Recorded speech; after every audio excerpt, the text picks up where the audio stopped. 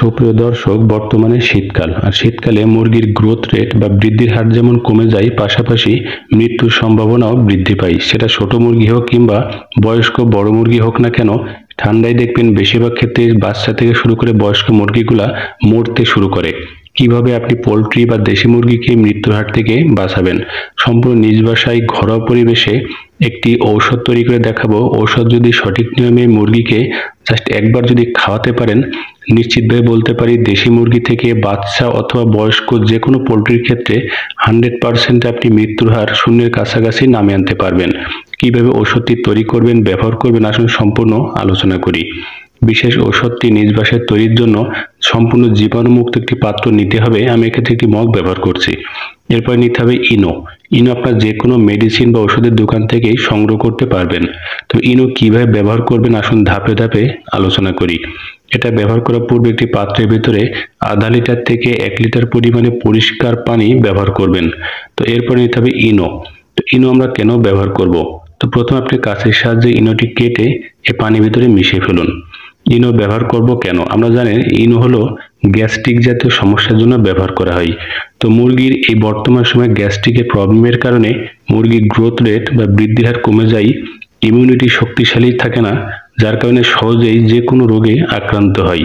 বিশেষ করে গাম্বরো বা বসন্ত জাতীয় রোগে দ্রুত আক্রান্ত হয়ে পড়ে। তো এই জাতীয় রোগের আক্রান্ত থেকে রক্ষা করার জন্য ইনো আপনারা অবশ্যই ব্যবহার করুন। তো কিছু পরিমাণে ইনো ভিতরে দিয়ে নাড়াচাড়া করে দ্রবণটি সুন্দরভাবে প্রস্তুত করুন। ভালো করে চামচের সাহায্যে নাড়াচাড়া করে ইনোর এই দ্রবণটি সুন্দরভাবে প্রস্তুত করুন। প্রস্তুত করা হয়ে গেল। এখন নিতে হবে সামান্য পরিমাণে লেবুর রস। লেবুর রস আমরা কেন ব্যবহার করব? আপনারা জানেন লেবু একটি সাইট্রাস ফল, এর ভিতরে সাইট্রিক অ্যাসিড পাওয়া যায়। এখন এই যে বর্তমানে শীতকালীন সময় যে ঠান্ডা পড়ে, যার কারণে মুরগির শরীরের যে স্বাভাবিক রক্ত চলাচল থাকে সেটা কমে যায়।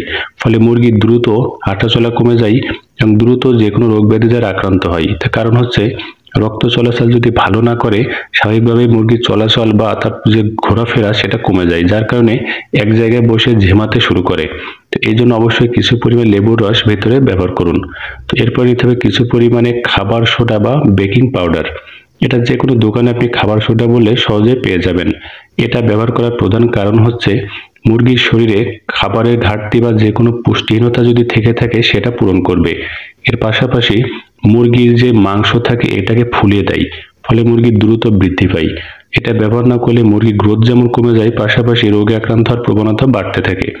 এরপরে থাকছে কিছু পরিমাণে হলুদের গুঁড়া। অবশ্যই জীবাণুমুক্ত হলুদের গুঁড়া ব্যবহার করবেন। এটি একটি অ্যান্টিফাঙ্গাল এবং অ্যান্টিব্যাকটেরিয়াল এজেন্ট।